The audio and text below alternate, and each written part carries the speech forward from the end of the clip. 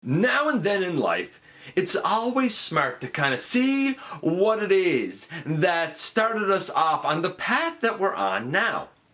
And that's true for everything. In my case, of course, it's this collection and having visits with you guys. So what started me off on it? And of course, for me, it goes back to the G1 era. So now and then, I like to take a bit of a look back. And we're going to do that today when I take a look at this guy. It is my G1, very original and very well loved and well used Trailbreaker. And he's going to be our focus in the latest GotBot True review.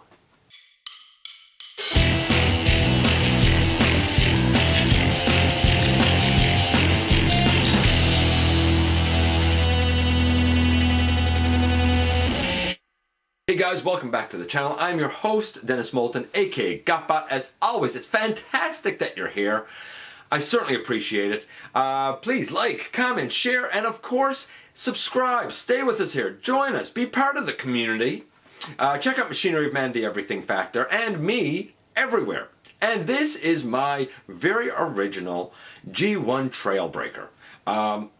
Now, you know, the chrome has worn off the guy, the stickers aren't great, he wasn't kept mint in box or any such thing. This is an example of a figure that I had as a kid that was well played with, and you can see, as we go through and look at this guy, kind of just how much use he had, and kind of how much passion I had, even for the line, back as a young lad. He's even missing a tail light, unfortunately. I don't know where it went, but obviously I can't grade this guy the way that I normally do. But it is certainly an example of what was great about these guys, even back then. At least to me.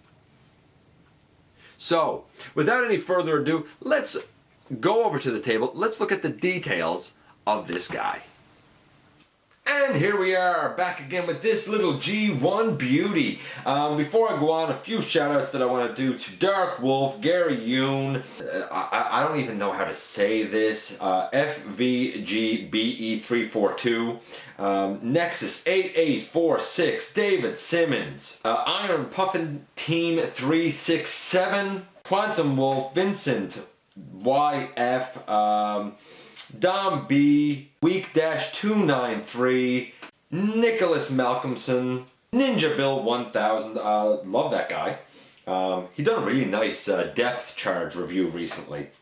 The Carl Pavlovich, and I have no idea if I said your last name right, Carl, but I am absolutely honored. Lord Gaelic, Abominus Will Rule, Nathan Davis, and TIFFF _ I do believe. I also want to send a shout out to Transformers and Video Games. If you know Em and Joe from Transformers and Beer, it is Em's new channel, so by all means check that out. I'll leave a link in the description for it. And we have this guy. He's glorious. In terms of paint apps, I guess we'll say 10. You know, is it completely accurate to the animation from G1? No. In terms of that, it's probably more like a 6. But the argument could be made that, you know, this is the styling that any figure from the G1 era should have. That this is what you're looking to have if you are a G1 fan. I mean, you might go for toy accuracy, so I have to give it a 10. He still rolls like a champion.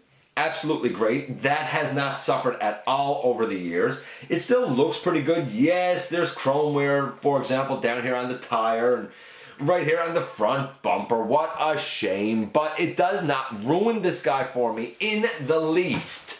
Not even a little bit. I absolutely still dig him. And I always, a lot of people have said he's actually a truck with a cap on him. I always took him to be more of a Jeep, but I maybe I'm wrong. Like I don't know. I don't know.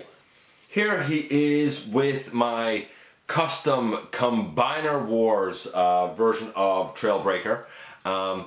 I never got the Generations one, and there's a reason for that. I'll get into it later, but This guy's obviously a truck, and I turned his hand-foot piece as best I could into this cap. You know, I don't know if it really worked, but it's what I tried. Here he is also next to the Cyberverse Transformers Prime Beast Hunters version of Trail Cutter, not Trailbreaker. By the way, I'm going to talk about this guy just briefly later on. I'm hoping that he looks familiar to somebody out there, and I'll explain what I mean by that in a few minutes. But taking him out of there, we're left with this guy again, and his transformation is super duper easy, as they all are for G1, where we bring the sides out, and that's going to be his arms, and really you kind of just bring the legs forward, put out the feet, the hood sort of just goes down over, the back kind of comes up, we take the head and bring that up over, and we bring the arms down and bring them out, and bring this arm down and bring it out. You'll notice I'm going through this quickly because it's G1, it's pretty self-explanatory. But in the end here we have him. I'm going to reposition things because of course we can't see him fantastically there at the moment. And there we go, I think that's a little bit better. Naturally this guy's incomplete. There should be pieces up on his shoulders. He should have either missiles or hands that go into these wrist slots. There's a little button on the side, they're spring loaded. That always sort of drove me nuts, so I never used it. I always said, hey, one of them, the left one, is supposed to be kind of a blaster anyway. So I'll just say he got two hand blasters and I'm good with that. The head, I could never get it to really stay up. I don't know if I was doing something wrong with the transformation, but I could never get it to really lock into position. I always wanted to like fall back on me. Who knows? Probably I did something wrong, but hey, 30 some odd years later now, I'm not really gonna worry about it. I always wished that he had a blue visor and not a red visor. Of course, the chrome is worn off here on the arms a bit and kind of down here on the feet a little bit, but it's still in one piece. It's still in good shape. The transformation is easy. That's a 10. His articulation for the time. Well, that's where things get, you know, kind of typical for this guy. The head does nothing. I guess it can go up and down. Nothing at the waist. The legs can, I guess, because of transformation, his head must fall back in. His legs can kick back, I guess, for transformation, but that's it. No knee. The feet can tilt forward and back. Again, that's for transformation. Not really anything there. See, I can never get his head to just stay. The real treat with this guy, though, is his arms. The shoulders go all the way around. They go really well out to the side, certainly for the time. He has an elbow bend. Certainly no bicep swivel. I mean, his articulation is probably a 2, you know, maybe a 3. It's nothing to get excited about. But that being said, I do absolutely still dig this guy. He was one of my favorites as a kid because he was one of those that you could take in your hands and convert back and forth very quickly, very easily. And really that's the fun factor with these guys, being able to change them back and forth between modes very fast. So, that being said, here he is next to the Transformers Prime Beast Hunters Cyberverse. Now he's kind of small, but Trail Cutter. I could see what they were going for. I could see the homage there between those two figures. By the way, recently Jason Ireland asked me kind of about a figure that he bought that he was told was Huffer, and it didn't look like the Combiner Wars Huffer that I looked at in episode 181, and he wondered, you know, who it might be. I said that I thought it might be the Transformers Prime version that is a remold of this guy. And I looked at this guy myself in episode 216. So, Jason, I'm just curious, if you happen to see this, buddy, let me know if your Huffer is a remold of this guy. Like I think it probably is. And if it's not, I'd be even more interested to know, to be honest with you. So taking him out of there, and I would be remiss if I did not show him with my custom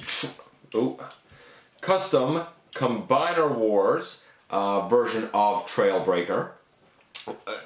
And I said a few minutes ago that I chose this version of Trailbreaker over the Generations one for a specific reason. And that's very true. So what is that specific reason? Maybe I should try and... There. The head sculpt. Completely and totally the head sculpt. Now I looked at this Trailbreaker and the custom work that I did on him. I painted his legs and his chest and whatnot in episode 137 a long time ago.